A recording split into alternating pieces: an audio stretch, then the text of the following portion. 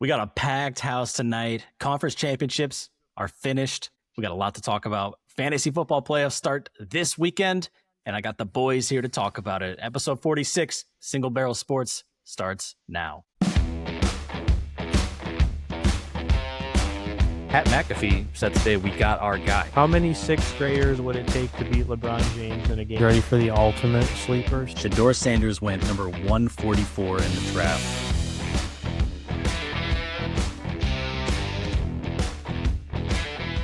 Welcome back. Episode 46 is here, and we got some returning guests this week. My name is Scott.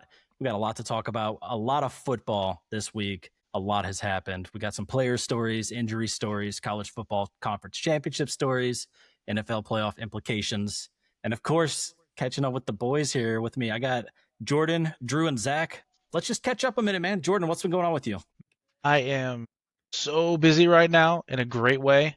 Within the last month, I got a promotion, so I'm now the pharmacy manager at my specialty pharmacy. So that is really awesome. A lot of work, but I'm very excited. And I have a 4-month-old. My daughter's 4 months old. So that's keeping me busy. I am stressed but blessed. So I cannot complain. I'm very, very fortunate, but it's going well. Hell yeah, man. I can't believe it, that she's 4 months old already. That's actually insane. But congrats Flying on the by. job, dude. Yeah, that's I know we've talked about that for months now, and I'm glad that worked out. It sounds like it's going well, and got that big boy responsibility now, huh? What's up with you, man? Anything new going on? Honestly, just cabin fever. I'm already over winter. I'm already over it being dark when I leave work, and I can't do anything with Amelia, and she's getting cabin fever, and she is too crazy, man. It's a lot to wrangle. I can't imagine. And she is 4, 5, Yeah. 4? Okay, yeah. Whew. 4 and change. Like a little over a year and a half, and already I'm feeling the cabin fever thing, and my house is getting destroyed every day. Yeah. So awesome. And Zachy, what's up with you, man? Yeah, just also real busy. With Thanksgiving just passing by, and then we got Christmas coming up. Just both girls are in the season, getting hyped up. You know, Emmy's like really locked in with, Santa this year, kind of getting that whole thing going. So we've just been, kind of doing the Christmas thing and hitting the holidays. Oh yeah. Do either of you guys do like the elf on the shelf or any types of like things with the kids for like the holidays like that? Seeing some No. no's. Jordan, I'm pretty sure you don't at this stage. No. I don't either. I was just curious. I know that's like a thing that people do, and I guess I'm still, a relatively new father, and so it's always like I never know what to do on the holidays. I'm not used to, our son's not even 2 yet, so just curious what other people are doing. Yeah. I still don't even know how I feel about like enforcing Santa as a real idea, Like we have not discouraged it, but we're not like we don't have anything in our house really that's Santa related. Like I don't know. I'm not against it, but I'm not super comfortable still like putting that out there. I feel the same That's way, fair. man, and I thought that maybe I was alone, so that provides some comfort for me because I have kind of felt that way for a while. But we now. did watch the Santa Claus already, so I mean, take that with a grain of salt. We I did as personally well. love lying to my child for fun. And then breaking their heart later on. There we go. Okay, well, on that note, Sure. if you guys are watching, listening, and you haven't heard the four of us hanging out before, we are all friends from college. I've met Drew through Jordan. Zach and Jordan and I went to pharmacy school together. I know Jordan and Andrew were in a fraternity together, right? You were in the fraternity too, right, Drew? I guess I Yeah, should know we these left. things. And we left together, which made it even more special, Mhm. Look at that. Look at that. And one thing that we all have in common is we're big video game guys. Like that's really the way we spent a lot of time staying connected over the years. And then sports. I'm happy to have you guys back on the show. None of you are newcomers here. You guys are always welcome. And thank you for answering the call whenever I do put out the bat signal. And tonight we have a lot, like I said, a lot of football to talk about. One thing I want to just preface right here at the top is that the four of us are in a fantasy football dynasty league together. And we are the top 4 seeds going into the playoffs. And so we're Yes, going to have a lot sir. to talk about our league and about fantasy football playoffs tonight. And there's a lot at stake here because we are all going head to head here over these next couple of weeks. So really excited to dive into that. But I do want to kind of go through some other topics first because we could easily talk for hours only about that. And I know that because we've done it. And so let me do a quick social media plug. If you guys have watched the show before, you know this comes here, but all of our social media platforms can be found from singlebarrelsports.com. Spell it right. You find all of our links, including a merch website. If you're interested in some merch, maybe a Christmas gifts this time of year, check it out. Again, singlebarrelsports.com, and we're on all major social media platforms. We also post all of our episodes to Spotify and YouTube. Again, check us out if you're interested. Maybe give us a subscribe or a like. And with that, let's move on to the start of the episode, boys. And we typically like to kind of lean into this a little bit, going over some ambiguous terminology, what we kind of call our sports term of the week. And you guys have all done this before. But this week's term, sticking with the football theme, is press coverage. Anybody want to talk about that? So yeah, press coverage. Press coverage is basically whenever the outside corners are lined up, jamming the wide receivers off the line. And what that means is they're going to line up, instead of being like 5 to 8 yards off of the wide receiver, they're going to line up basically right on top of them, about a yard from the line of scrimmage, and try to prevent the wide receiver from getting a strong release. So whenever the quarterback snaps the ball, they're going to play physical and try to jam up into them, and basically just try to push them off their route and disrupt timing on the play. Yeah, you nailed it. And also, great podcast hostmanship for me there, asking an open-ended question and not directing it towards any of you. Zach, you answered the call, though. Yeah, press coverage.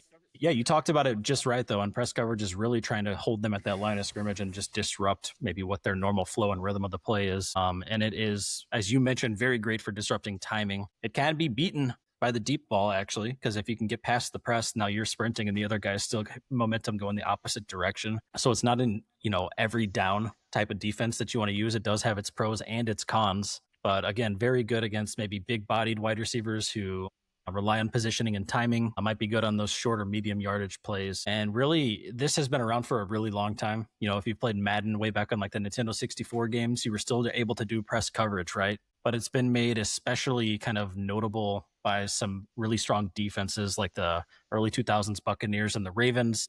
Or if you think back to the Legion of Boom with the Seahawks, hopefully people still know that term. I know that we're getting aged from that time period, but that was an elite defense. But yeah, it was really just playing more physical on the outsides, really disrupting timing. Timing is everything in a lot of these play calls. And so you can really throw everything off if take a 3-step drop and your guy is still at the line of scrimmage because he's been jammed up the whole time. So that is press coverage. If you watch football and you hear announcers talking about it and you've never understood that word, now you know. And if you guys have other words you think that we should define, let us know. Any other words on press, boys, before we move forward? All I know is on NCAA, if I ever can get impressed, I basically check out of whatever play I'm doing and just send the guy deep. And it is a score like every single time. It is sick. Yep. It's a cheat code, especially if you've got an elite wide receiver that's getting pressed. Oh yeah, cheat code. Throw them deep.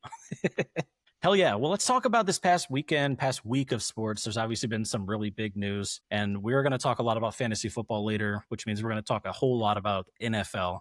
So I'm going to start with some college football stuff here. And I know if I were to poll this group, I think all of us are kind of NFL leaning when it comes to football. I don't think any of us watch or consume more college than NFL. So I'm not, maybe not expecting crazy takes or expertise here, but let's at least dive into some of this because we had a new playoff format this year. And a lot of things were riding on these conference championship games. And before I talk about who won the conference championship games, are you guys familiar with how the playoff seeding worked with like the Power 5 conference rule and how all that worked with the 12 teams? Ish. Yeah. Ish. Yeah. And I had to look this up last week because I was trying to talk about this on the podcast. And I was like, well, who the hell makes the playoffs? I don't even know anymore because they keep changing the rules.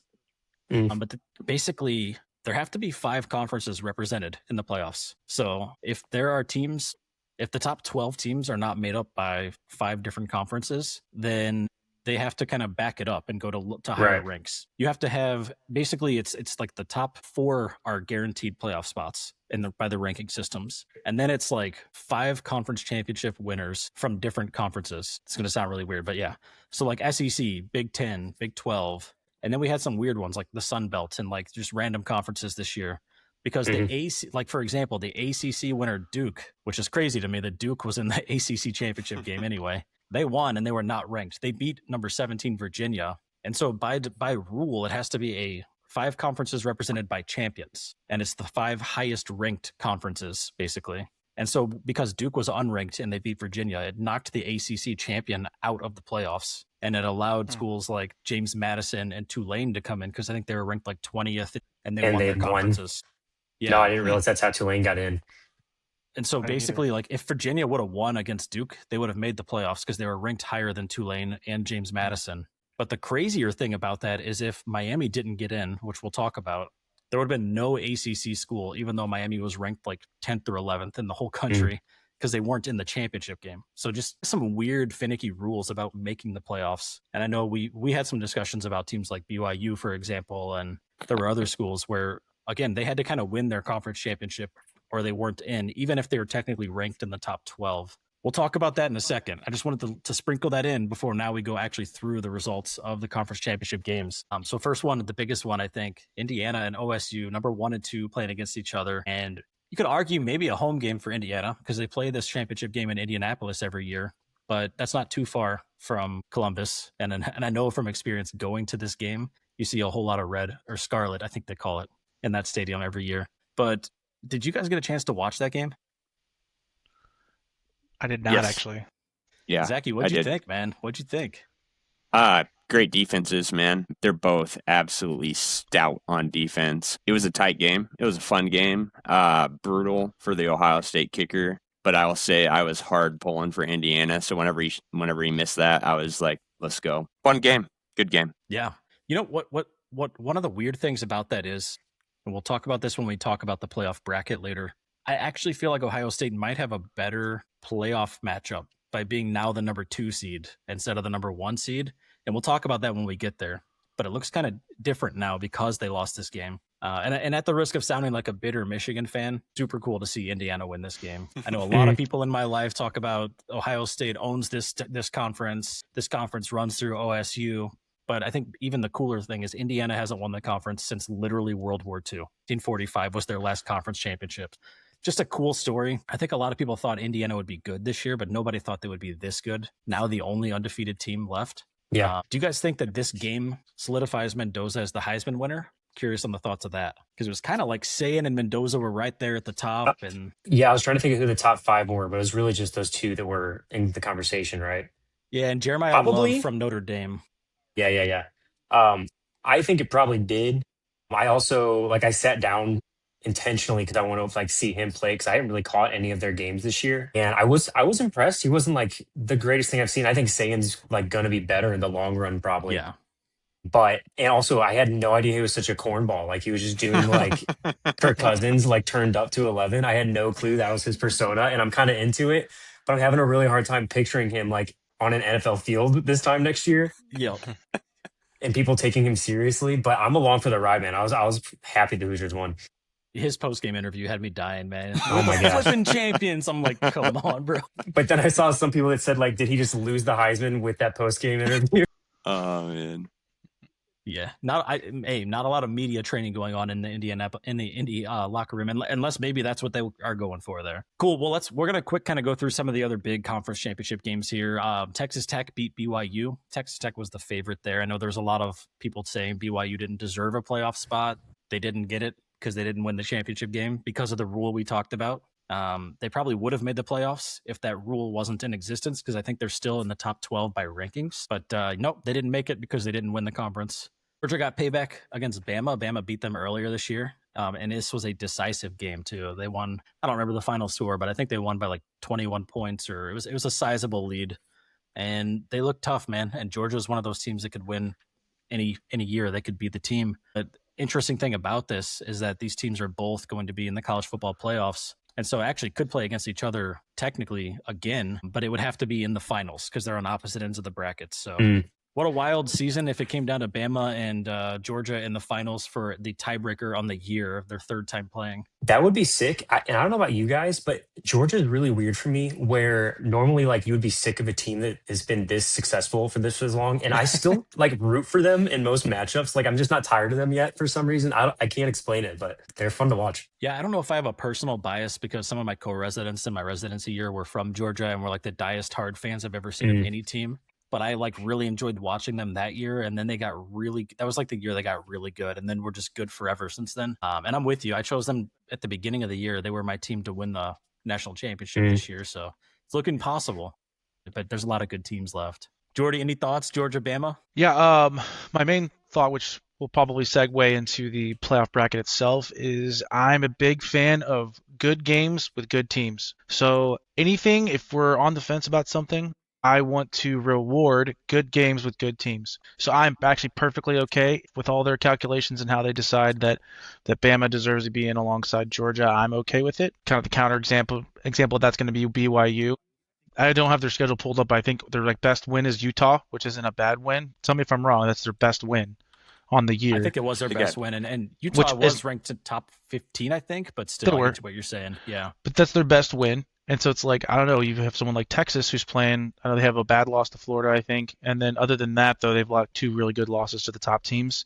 I want to see more good games with more good teams. And everyone knows in the country that if Texas were to play BYU right now, Texas would be the prohibitive favorite against BYU. And as far as betting odds, right? So it's just like the eye test sometimes is all you need. Yeah. I know there was a lot of that going into this week where even if they won, people were going to feel that way. And so it kind of saved us from having to have too much of that discussion. But we'll talk about some of the teams that did get in. And then we certainly want to talk about Texas as one of the teams who didn't make it. So save that because we're going to revisit that no, you're good. You're good. Very, very soon. We're going to talk about that. We already talked about an ACC championship game, but Duke, out of all teams, wins the ACC championship. While Miami is ranked number 10 in the country, they're not even in their own conference championship game. Like, that is what? Like, I get it. Yeah. Conference record is different than overall record, but bizarre. Just one of those weird circumstances. And then, playoff brackets came out. Huge controversy over Notre Dame missing it. Notre Dame came into the conference championship week ranked 9th overall. Didn't play because they're not in a conference, which we could talk about that too. But yeah, they came in 9th overall into this week, didn't play a game, and did not make the playoff bracket. And people are pissed because like Miami, Alabama, these schools kind of leapfrogged them. Bama lost a game, but is still in their third loss, but again, played some good teams this year. So I'm actually really curious conceptually to hear what you guys think about the Notre Dame thing. The criticisms that they get is that they're not in a conference, and so they get to handpick their schedule every year. They don't play a lot of good teams, and this year the best teams that they played beat them. That's the big criticism here. They beat all the other teams. Maybe Zach, what is your take on Notre Dame with missing the playoffs this year? I was just fine with it.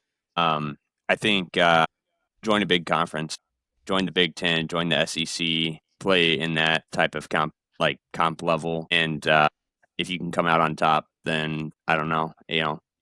I don't like the independent. These conferences would love to have Notre Dame join them, so it's not like they don't have like the option. They're just like, oh, we don't want to be in a conference, we're independent. It's like, okay, well, you just aren't in the college football playoff, and now you're gonna be upset and not play a bowl game. So I'm not mad about it. I haven't researched this at all, but I had seen people posting online that apparently the message was Notre Dame either go undefeated or join a conference. It was kind of like the message if you want to get into the playoffs. Before I kind of talk about next year with Notre Dame, Jordan, any thoughts about the Notre Dame situation? I think this is a big one. I would like to at least hear some thoughts on. Moving forward, if I'm an athletic director for a school, I want to schedule the hardest thing possible, because then at least it gives my team the chance. Like every week, if you win out or you can win most of your games against a really hard schedule, you don't have to worry about it because you're going to be in for sure. So it's one of those things. I want to encourage good football games against good teams. That's what everyone wants to see. And then also you can say it was in your hands. I won't go too into detail, but it's like I think it was Florida State when Jordan Travis got injured, and then they were like undefeated or one loss. Like their record said they should get in, but your starting quarterback's down and they didn't play anybody. It's like no one actually thought that they were like it was 4 back then. So no one thought they were one of the top 4 teams. So I had no problem with it, and they raised a whole bunch of hubbub. But it's like no one in the country thought they were a top 4 team, especially without their like Heisman candidate quarterback. Like this isn't charity. So I say it encourages people to bigger games. That's more money for everyone. It's better games. It's better for everyone involved. Schedule harder schedules. Get in a conference. I'm perfectly fine with Notre Dame being left out. Yeah. Drew, any thoughts from you before we move forward? No, I feel the exact same. Really, they just kind of come off of like whiny and kind of entitled. Like they want it both ways, where they want to pick their schedule, but then they want to fall back on the crutch of, oh no, we're not in a conference. I don't know. Like it would have been really lame if they got in where they lost like their 2 hardest games to the only like good teams they played, whereas like Texas lost 2 games to literally like the 2 and the 3 seed in the entire playoff. Like if somebody was going to get in, it should have been Texas. I wasn't even waiting for Notre Dame at the front of the line on that one. Yep, I agree. And just on the topic of teams like Texas, Miami made it in, which was kind of a surprise for some people. beat Notre Dame also. Yeah, they did. Yep. Texas had 3 losses, so let's revisit those. Ohio State, at the time number 1 team in the country, now still number 2. They lost to Florida, which is the backbreaking one, I think, unranked team. And then they lost to, who the hell beat them? Was it Vanderbilt? No, it wasn't Vanderbilt. Who else beat them? Georgia. Yep. Again, powerhouse team. Who are they beaten? Let's just look at some of the teams they've beaten. Oklahoma, top 10 team. They've beaten Vanderbilt, who was a top 15 team.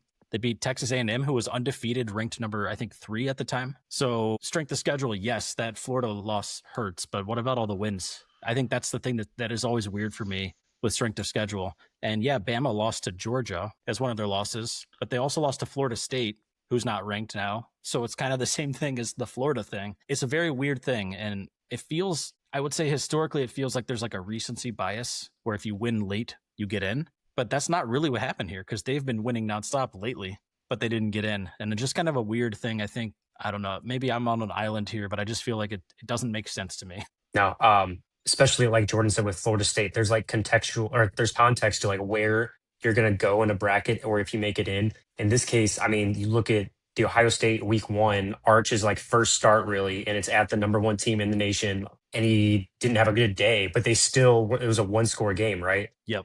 And then they've gotten like better and better as like they are not the same team they were at the start of the year, and they still like played to this level. And Sark is like one of the few coaches with a personality left in college football right now. I feel like I don't know, like I love Tony Kornheiser, as you guys might know.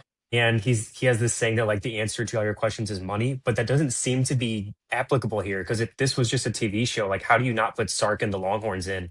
I don't know what the benefit is to this rule is with the bracket. Yeah, I mean, it's undeniable that Texas has a gigantic fan base and is a renowned program. So with the money, I agree. Any other thoughts on the teams missing out here? Vanderbilt, Notre Dame, BYU, Texas, anything else before we kind of move to some questions I have for you guys?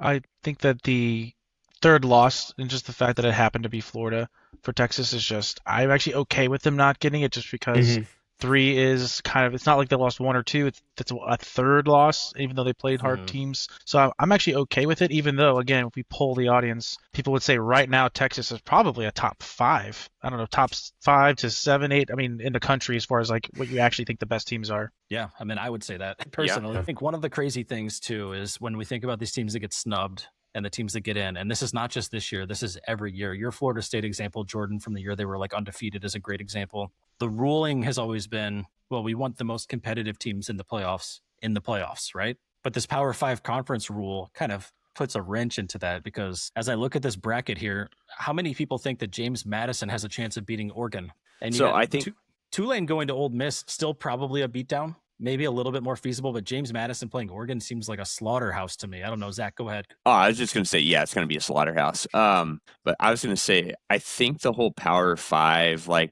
thing rule was like agreed upon because the other conferences were going to like basically not push to allow for the college football playoff to expand unless if they agreed to that as a stipulation, because otherwise they're like, it's going to be all Big Ten and all SEC. Which, if you want to see the best football, that's what you're going to see is all Big Ten and all SEC. But I think it got put into place because the other conferences were like, we're just going to vote no and not allow this to happen unless if you put this in there. So I think that's how it got put in there. I think it's dumb. I don't like it. But I think my understanding is that's where that came from. That makes a lot of sense. And I know that all this is in flux. I know they're probably, I think I heard they're still mulling over some changes for next year, including expanding to a 16-team playoff. It's just funny, man, because it was just the national championship. It would just be 2 teams. Then we had a 4-team playoff and now a 12-team playoff. Regardless of how many teams, there's always this discussion about the teams that get left out and the teams that get put in. I don't know what the perfect system is. It's a lot more cut. It's not as cut and dry as a professional league where there's X number of divisions and X number of teams. There's just so there's a commissioner of college football and a players union. But it is so much better than it is like, or than it was when we were in middle school and high school, though, where we just had like the arbitrary kind of BCS, like who knows what this algorithm is going to tell us the 2 teams are this year. Like that used to be so annoying. So I appreciate the bracket format now, but they're still working it out for sure. Yeah. Drew, if you could make any changes to the way they do the bracketing, the hell, what would your changes be? I can't decide if I would actually recommend this or not, but like going to 16 teams is like a no-brainer, right? Or how many they have now? Do they have 16? They have 12 right now. 12. They're Oh yeah, discussing so I 16. feel like if they added 4 more, I mean, especially years like this, like there's so many other like bubble teams that I think would put on like really competitive games. Whereas last year I was very content with the 8. Like there was a very clear like top tier grouping of teams. So you can't do it year by year, but especially looking at this season, it's hard to say like another 4 teams wouldn't hurt. Yeah. I mean, some of the teams on the bubble beat teams that are in. Mhm. That's where you're kind of like, yeah, it would make sense. I think this year to add a couple. Jordan, what would you change, if anything? Well, correct me if I'm wrong, but wasn't last year where they gave the conference champions the bye, right? Wasn't that last year where all the crappy teams had the bye, and you're like, what in the world? We've got semifinal matchups in the first round. It was one of the most confusing brackets you ever watch. You're like, oh, so I don't have to pay attention to the second round because it's going to be a slaughter, but the first round is going to be some of the best teams. It was just so stupid that I'm glad that they fixed that this year, where they just made the top 4 seeds are just the best teams and they get the buys. Mm-hmm. So that's a big change. You can expand it. More football is better. You're going to capture more of those teams. I'm totally cool with it. It's more money. It's more football. Give it to me. Yeah, and to be fair, if you expand it, we might have to get rid of the bye weeks, but it still would be the same number of actual football weeks. It wouldn't make the playoffs last any longer from a league standpoint. So, Zachy, anything you would add to that? I don't really have anything to add. Probably just the same as what they already discussed. Potentially expansion, but otherwise, I mean, I would nix the whole 5 conference thing, but I don't think that's going anywhere. But otherwise, if I was choosing, I would get rid of that. Yeah, I think a compromise could be a Power 4 rule. Would be nice, because like Tulane is in, and they were, I think, number 20. I think, yeah, they're number 20. Not too far outside, but when you have a number 20 and a number 25 and a 12-team playoff, it's just kind of bizarre to me. Last thing, I would like to say that I'm actually okay with the conference champions winning it. Like, if you're gonna make them mean something, like it is, you're calling it a championship. So it's like, true. If you're gonna need inclusion by the conference, like it's goofy to me, like you said, that Miami's in it, but because they didn't win their own conference, they're in it because they represent their conference, but the conference champion isn't in it. Like, good on Duke. Like, you beat the other team that was in your conference. Like, I don't know. I think they should be in, even if they're gonna get slaughtered. That's actually a case of, if you're gonna make it mean anything, then put them in. Yeah, I think that is a valid argument, and I guess if you expanded the number of teams, then it would be. I think that's like a counter argument to what you were saying about you want to see good teams play good football, though. Like, that's just direct counter argument to that. It is. It is. It is. But I guess for like a team that already had 4 or 5 losses, like, you just lay down and die, like you just let your season's over, even if you win your conference championship. I guess it. Yeah, it's a little hypocritical. It's a little hypocritical, but I don't know. Yeah, I mean, you can see. Sorry, I wasn't trying to come in hot or anything. It's just like that's like the exact opposite. I agree, but yeah. Sorry. Hell yeah. Well, let's pivot to NFL. I know we're gonna have a whole lot to say about that, and thankfully we're not in the playoffs yet for that, so we can recap some big stories that happened this past weekend. But then I do kind of want to look forward and do some playoff projections. So have that in mind when we talk through this. But big story this week, and I saw kind of a highlight on Twitter while I was scrolling. Obviously, Colts lost again. They lost Daniel Jones to just a sad injury, and we'll talk about that. But the big story here is that they went from being the top seed in the AFC to not even in the playoffs if the season ended today, and just a 4-week period, which is really kind of hard to believe. Obviously, multiple injuries to their quarterback in multiple games, and teams kind of shutting down Jonathan Taylor can contribute to that. But kind of impressions about the Colts. And Jordan, we'll start with you this time. Big bummer. I mean, I know they've had some tough games recently, but Daniel Jones is having a good year. Their defense was looking pretty good, especially early on, and they added Sauce Gardner. Just a huge bummer. It's season's over. They can pack it up and go home without their quarterback. I know they've got Phillip Rivers on the practice squad, but it's just really unfortunate. Phillip Rivers was not on my bingo card in 2025. Zach, any other thoughts on that? So if you go back and look at the last episode that I was on, I don't know what episode it was, but it was when the Colts were rolling, and my hot take was that the Colts were still not going to make the playoffs. So it may not, like, I obviously didn't predict a Daniel Jones injury. I don't want that. I didn't want to see that. But yeah, it doesn't look like the Colts are going to make the playoffs. It's a very competitive conference right now, and there are still teams on the bubble that I think are on the upswing. So before we dive into too much of that, Drew, any other final thoughts? I know you were really rallying behind the Colts and Danny Dimes this year. Well, I'm a Colts fan. Like they're kind of like one of my AFC teams, or like the AFC team I rooted for growing up. So it's just a bummer for them. Like their owner passed away in the off season, so now like their daughter's trying to like come in and do a good job and kind of set some different patterns in place. They found money in Danny Dimes, and they decided to go for it and send two firsts, basically signaling like we're going to extend or like give a big contract to Daniel Jones. And now we have Sauce Gardner, and they're a mid-market team like going for it. It's like it's a cool move, and then it just blows up in their face. And like Sauce played a half before he hurt his calf, and then Daniel Jones broke his leg and then popped his Achilles, and now they don't have a first, and they're gonna have to sign Daniel Jones coming off a torn Achilles, and he's already torn his ACL and had neck surgery. Like the franchise just changed in a week. Like it's crazy. Yeah, it's really tragic, and I didn't believe that Danny Dimes would do what he's doing this year. I didn't believe the Colts would do what they were doing. I thought they could be like a 500 team, which it's looking like they might actually be at this point, but not because of their talent level, just because of the unfortunate situations that they've been kind of going through. What a cool team to follow this season, and just kind of sad to see this is the turn that they've taken. But who knows? I mean, crazy things happen in the NFL. They're not done yet. They're only a game out of playoff contention still. So one to follow here, but a big, big loss for them because teams were already kind of dialing in on Jonathan Taylor, and it's probably only going to get worse now, I would imagine. Be a bummer to have him as your RB1 heading into the fantasy playoffs. It would be a bummer. I would agree with that. He's going to get fed. He's going to get fed, though. I mean, he is the offense at this point. So I feel like, I mean, they're going to stack the boxes, but we can table it. We'll see. Yeah. He's going to get fed. In other news, the Titans went to Cleveland and beat the Browns, second win of the season. And I got to say, I thought they wouldn't. I thought they wouldn't. It didn't happen how I thought it would. There's a lot to say about this one. We're going to just unpack it how it is. Shedeur Sanders starting for the Browns, and I think this was his fourth game. Got a win in his first start against the mighty Raiders, and everyone lost their shit because of how amazing he is for winning his first game. And then the 49ers came to town and humbled those Browns fans. And here we go. Shedeur Sanders having a great Sunday against another elite team, the Tennessee Titans, but no W. And for no fault of his own. I will give him his flowers. He dominated. His stat line was insane. He was like the second highest fantasy football quarterback, I think, this past week in points, only behind my GOAT right now, Josh Allen. That's an inside joke. But I am curious. I mean, what are your guys' thoughts on Shedeur Sanders now? I know I'm making jest here. I know I'm joking around a little bit, but if nothing else, I will say this.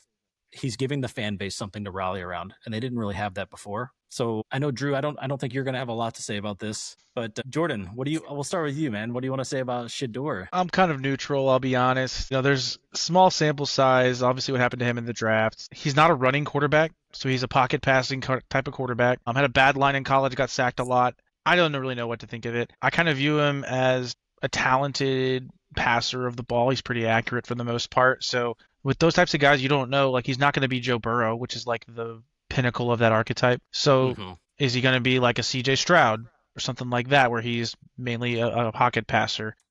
I don't know. What'd you say? Tyrod Taylor. Sure. I don't know. I think they're going to see what they got, and I don't know. I don't have a lot to say other than that. Zach, go ahead first. I actually, no, before I forget this, my comp, after just hearing you, Jordan, my comp is going to be Ryan Tannehill light. Ryan Tannehill light. Go ahead, Zach. Yeah, small sample size. I don't have a ton to say.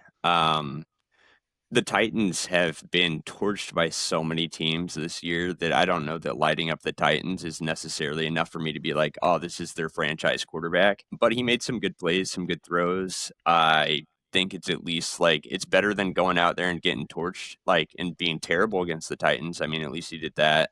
They lost the game, but he personally didn't look terrible. Yeah, I don't know. I mean, I don't see him as a franchise savior, but I mean, it is what it is. Drew, any Shedeur thoughts before I share my piece? No, I don't hate him. I don't really root for him or against him. Like Jordan, I'm pretty neutral. I am a little exhausted by all of him. I don't think he's got a ceiling of being like a franchise quarterback, but maybe he's like gonna earn them a third round pick or something from another team that needs just QB depth, because everybody needs it right now apparently. But I just have such a hard time believing, especially if they're gonna have another high pick this year. They didn't even have him out there for like the winning play. Like they ran that wild reverse. I'm just so confused by everything going on with the Browns right now, but they're crushing it outside of that. Yeah, the crazy thing, man, is that their defense hasn't been terrible this year, and they got 30 plus points given up by the Titans. I mean, that Yeah. the defense didn't put Shador in a situation to actually get a win as a quarterback, but he tried, and I will give him credit.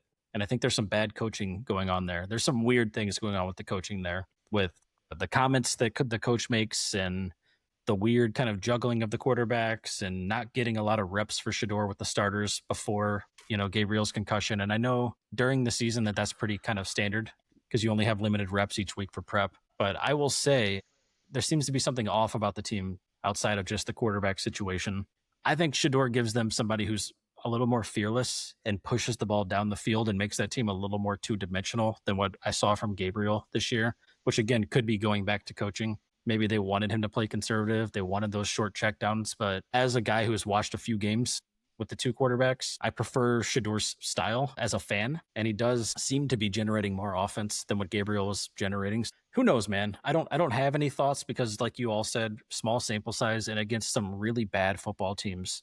So it's so hard to say. I mean, if he played against the Seahawks tomorrow, what would he look like versus the Titans game? It'd be a pretty stark contrast, I would assume. So, just something to follow. But I think that the reason I wanted to talk about it is I think for the first time in a year, there's actually a reason to be talking about Shador Sanders. I think that there's been so much, like you said, there's a fatigue of talking about him, but now there was actually a reason to talk about it because he put up a great stat line and nearly got the come from behind win, except that his team pulled him out of the freaking game on a 2-point conversion. How are you going to lead a come from behind drive, score the touchdown, and then not get a chance, not put the ball back in that man's hand? I just don't get that at all. Quiet tanking. Yeah, you're probably true. But if he does work out, or if they even get another year out of him, like they crushed it in the draft. They got Mason Graham, and they did the trade with the Jags, like the Travis Hunter deal, right? Yeah. Yep. Their defense is still really good. Most people like Stefanski, but there are weird vibes this year. But if they do somehow hit on Shador with that late draft pick and they still have all this capital, like they could really do something next year. Yeah. And Judkins is looking like he's going to pay out as well. I have something to say. Please do. Please do. I'm going to try my best to defend the 2-point conversion. So if you're going to do that play in that moment, you have to see something on the defense or from film for leading up to the game that gives you where you think that look is a high percentage look. And then also, I think it was Judkins just didn't execute the play. Like he didn't pitch the guy the ball. So you don't even know how the play would have happened. Like it could have been like, we're going to call a timeout if we get the wrong look here. This is the play. If it's the wrong look, we call a timeout. We get a different play. But it's like, oh, this is the look. Let's go. This is what we practice. This is what we're looking for. And then Judkins just doesn't do it, right? And they're like, what the hell was that? To pitch it? Was he supposed to pitch it? Yeah, it was like reverse type of thing, and he was supposed to pitch it. I saw the play, but was he supposed to pitch it, or was it like okay. Yeah, that was came like out the and plan. said that he didn't pitch the ball and he was supposed to. So you don't even know what the result would have been if they would have actually executed at least that part of the play. So then whatever the final pass or reverse looked like, maybe it could have been successful. But I'll try to defend that because you don't really know how it would have played out if he would have done that. But I don't know. My favorite part of that whole situation was the post-game interview with Shador, and they were asking him about that play. And he was like, well, it's something that we worked on in practice this week, and we thought we had a chance. And then some asshole reporter was like, well, did it work in practice? And his answer was perfect. He was just like, no, it didn't work in practice, and we just decided to do it in the game. Like, it was the perfect response. Like, of course, why the hell would anyone ask that question? And I just loved it. It was, for the first time, I feel like sometimes his personality has rubbed me a little bit premature. Like he's showing this confidence a little too early and this new to the league. And for the first time I was like, nope, that was the time to have an answer like that. Like what the hell kind of question is that? Especially immediately following a loss when you did everything you could to help your team win.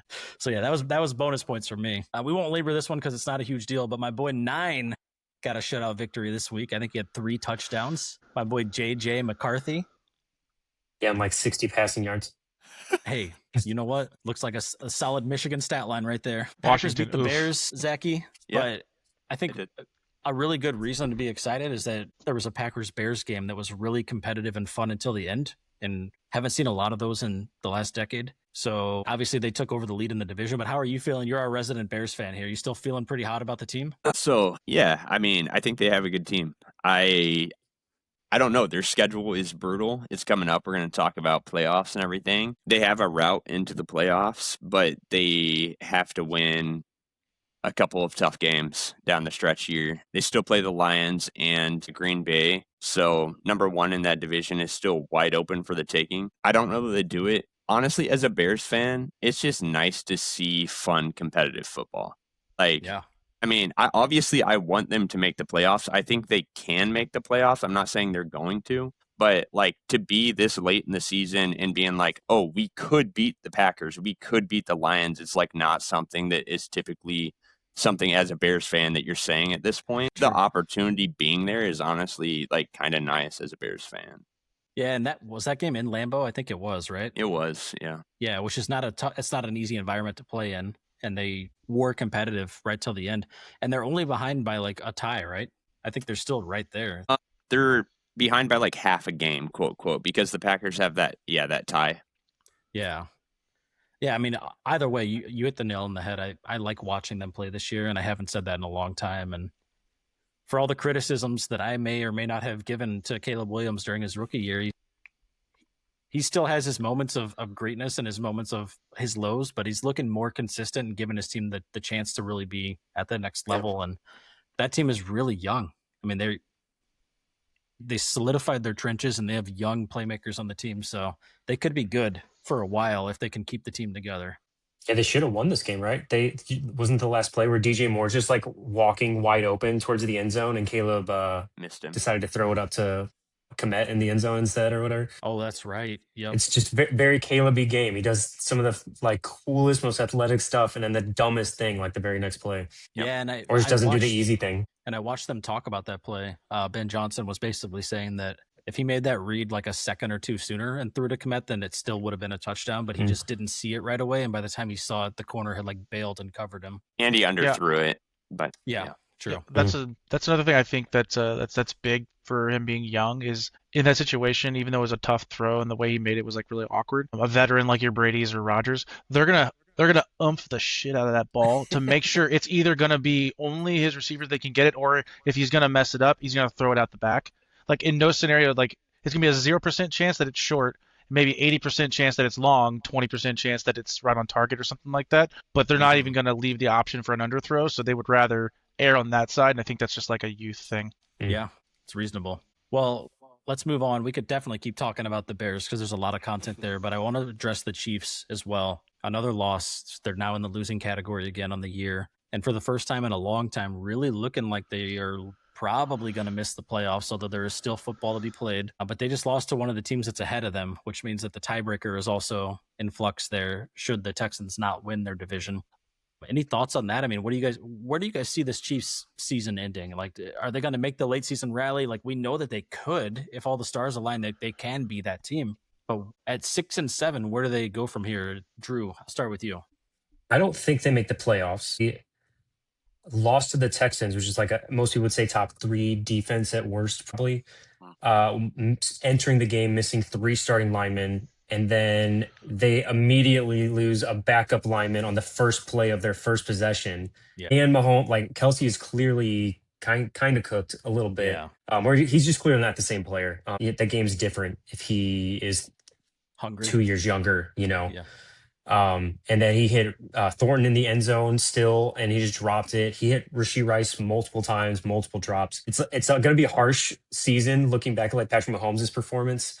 Because he's doing a lot with a ton of stuff going on around him, but I don't think they make the playoffs. It's too much going on there. I think he looks like he's in MVP form, and just the stars aren't aligning for him. Like he is doing everything he can, in my opinion. Zach, what do you think about the Chiefs? Yeah, I'm shocked, honestly. I thought like kind of earlier whenever I was on here, we talked Chiefs, and it's like, yeah, I mean they're having a kind of rough go, but they're gonna turn it around come playoff time. They're still like an absolute contender. Mahomes is doing his thing. Yeah, the team's hurt. They've got stuff going on. The schedule the rest of the way is not easy for them. I don't think they make the playoffs, and I'd be shocked if they do at this point. Yeah. Speaking to their schedule, I think they beat the Raiders and Titans, but that might be their only 2 wins. I mean, they're gonna have to beat some good teams. So, Jordy, any other thoughts? Not a whole lot. Kind of echoing what Drew said. Their offensive line is absolutely decimated, which you can give it to Mahomes and just hope he can be Superman. with like knowing he's got to pass it because they're definitely not going to be able to run block with the like Yep. they're not going to get any push. They're not going to have any like they're not going to be in sync to actually run block, and their running backs aren't great. Hunt's good, okay, at around the goal line. Pacheco sucks. So their Yeah. their running game is literally gone. So now you have one of the better defenses in the league, and they just sit on the pass, and you expect Mahomes just to like even the best like you can't if you know they're going to pass like every time. Like I don't know, Yep. there's only so much you can Yeah. do, and so yeah, I think it's over. They might win some more games, but it's that's about it. Yeah, I would agree. I'm not going to say too much, but that was my point last week on the when we did our picks for that game. I said if the Chiefs can't run the ball, which they can't, then they're not going to beat a good defense like the Texans. And I think that will be a trend that continues, that if they're too one-dimensional and have a banged-up offensive line, there's just as many stars and potential stars as there are on that team. I don't think the stars are aligning this season for them. And maybe they'll come back and win their division next year, but I don't think they make the playoffs this season. Yeah, and I don't want to need to like belabor this. It is, and I don't want to make it into like a Brady versus Mahomes thing, but it does make this season like even harder to look at because at what point in Brady's career were there two other like Super Bowl contenders in the same division with him? Yep. Like what are the Chiefs supposed to do when the Chargers are out there? We just saw them on Monday night. We'll talk about them in a sec. And then like the Raiders aren't great, but then the Broncos are another like heavy favorite to like come out of the AFC by a lot of people. It is a brutal hole they're in now. Like I just don't see it, and I don't see it changing in the next few seasons either. They're gonna have to make some changes. Yeah, I think those other teams just get better moving forward. So and the Chiefs are kind of like at the peak. I think they're actually past their peak and on the downhill slope. But who knows? If you get a couple playmakers to rejuvenate that offense, they need a running back and they need a replacement for Kelsey, and then they're right back where they were a few years ago. And real quick to touch on Kelsey, I think that the guy is like all world, like he's had a hell of a career. It seems to me like he's partially checked out now. It doesn't seem like he's as hungry, as focused, and he's not as much, in my opinion, he's not out there just wanting to kick ass as badly. I know, Jordan, you hate it whenever you like people mention like who wants it more, but I don't feel like Kelsey is 100% the guy that he was mentally before either. It does feel like he's kind of pulling back a little bit. Maybe that's just me. I don't know what it would look like if the team sucked and he wanted it or he felt he really was hungry for it. Like, what would that look Yeah. like? Like, I don't know. I don't know how to answer that. It's like I think that he still wants to win. I actually don't think physically he looks like it's not like he was ever a burner. It's not like he was sprinting around the field like he was some of Right. these younger tight ends. He's crazy athlete. He was never like a crazy athlete. So I don't know. I think your opinion goes with the team. If he looked this slow and they were still feeding him and he scored a bunch because he was just wide open because their offense is better, I think we'd have a different opinion. But that's just me. Yeah, that's reasonable. I mean, most of my thoughts, that comment kind of feeds from like his nonverbals, like after the plays are over.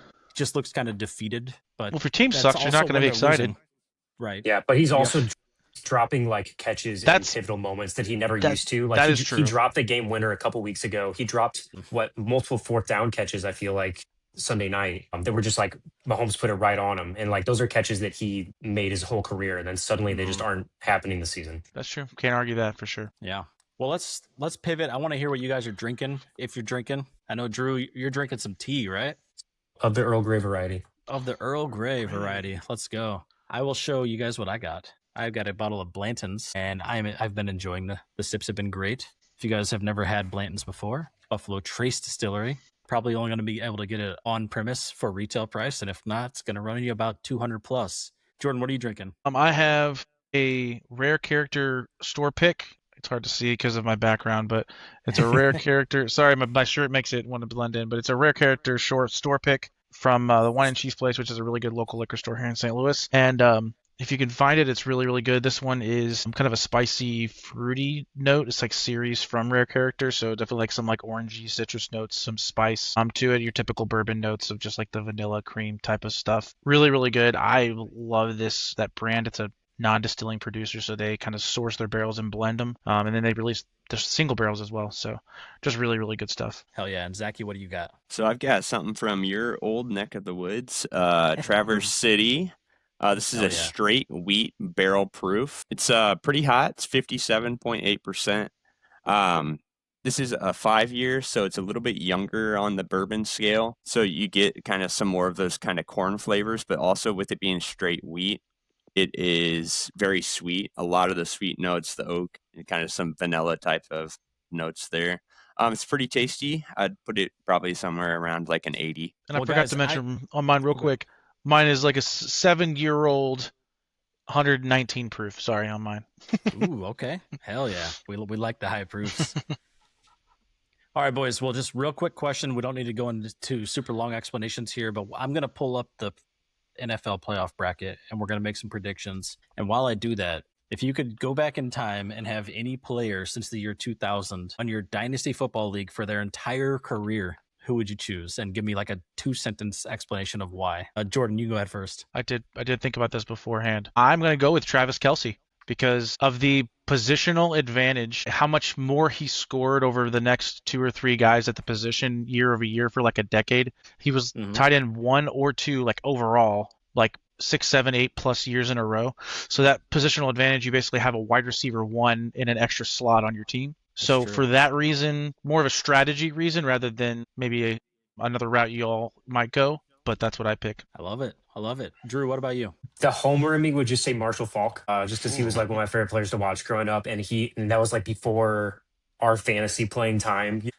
So I just it would have been so much fun to like have him as a Rams fan at the time, and then have him on fantasy rooting for him and just watching him break the like every single week. You know what? I actually thought about Marshall Falk when I thought of this question. Zach, who would you have? I think I'd go LT.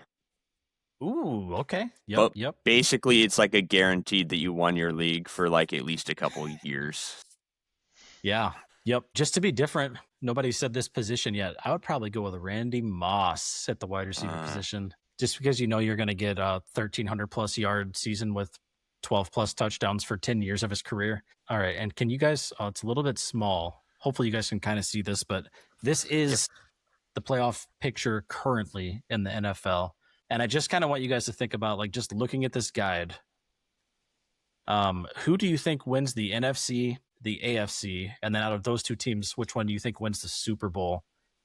And Drew, kick us off. Yeah, and I'm actually going to do this a slightly different way, where I actually walked through all the matchups for the rest of the year and then did the bracket. So I'll give you who my AFC championship game was, and then NFC, and then my Super Bowl. Okay. So in the AFC, I had Buffalo against the Jaguars. Ooh, okay. And Buffalo won that to go to the Super Bowl. In the NFC, I have a rematch of the Rams and the Seahawks at Seattle. And I have the Rams winning and the Rams beating the Bills in the Super Bowl. Ooh, you had me in the first half. I don't know how you got me in there. Hell yeah. No, I like it. That would be a fun playoffs there. Zach, what are you thinking? What do you got? Man, so I'm going to seem super lame now because I definitely had the Rams coming out of the NFC and Buffalo coming out of the AFC. But I think Buffalo is finally going to get one. And so I was gonna pick Buffalo as my Super Bowl winner this year. Let's go. All right, Jordan, what are you thinking? I think the Super Bowl winner is going to come out of the NFC, and I think it's going to be one of the Rams or the Seahawks. I think they're playing the best football right now, honestly, probably in the entire league. I think the Patriots are just a little too early. They're there like kind of a year ahead, I think. And so I think they're gonna get ousted. And as much as I do like Josh Allen, like the player, and kind of want to see him get a ring, I just think that whether it's whoever comes out of the AFC, I think whoever can win the Seahawks or the Rams, I think is going to take it all. It does feel like the more complete teams are in the NFC for the most part, other than potentially the Broncos. But no, you're not feeling that? I see. The Broncos have had so many just meh performances. Like, Real it's close crazy games. that they're 11-2. They've had like some really wonky finishes to where they got wins they shouldn't have gotten, and just really just The Broncos are stinky my wins. fantasy team. Stinky wins, which I guess a win is a win, but stinky wins. You know what? I like that. Stinky wins is we'll coin that. I also don't trust them, but we'll find out, because like going through this thing, they play the Raiders next week, and then they host the Packers. Where are we at here? Go Broncos, baby. They host the Jaguars. Go Jags. Ooh. Jags there. And then they go to Arrowhead week 17. Yeah. And then their last game is hosting the Chargers. Like, that is not That's a cake brutal. schedule. That's brutal. that's So tough. we'll know. I would say the Patriots have had the Ohio State schedule this season. We call it Charmin Soft. And they have beaten the Bills. You know, they've beaten some teams that are pretty good, but relative to some of these other teams, I don't think they've had quite as competitive of a season. And I think the final standings will represent that as they play a few more games here. But I do think I'm with you guys because I have to, because this is if I have an adopted team, this is them. I'm okay. I am very hesitant to say I have a team because I don't consider myself a diehard of an NFL team like I feel with like the St. Louis Blues, for example. And the Rams broke my heart many years ago, 10 years ago, I think, and I still haven't gotten over it. So I think I'm comfortable now saying the Bills are my team. Josh Allen is 100% my guy, and I have to say that the Bills are going to take the AFC because I would be just not myself if I didn't. But I don't know how the brackets work out. So just for fun, I will say Bills and Broncos in the AFC Championship. And then in the NFC, I think that we are actually going to see a team that I don't want to root for win. And it's going to be, Zach, cover your ears. The Green Bay Packers are going to come out of the NFC this season. Definitely possible. And my Bills are going to win the Super Bowl. Let's go. All right. So we'll see. We got a few more weeks of football, and I really cannot wait to dive into the playoffs here. But that's where we're So at. Jordan, you think you're not going to make a pick between the Rams and the Seahawks? You just think it's one of those two? I think it's going to be one that's going to be an amazing game. I'm assuming they're going to be, I would pick them for the NFC Championship, and then the winner of that's going to win the Super Bowl. But I just think they're going to complete teams, and yeah, I think that's the winner, man.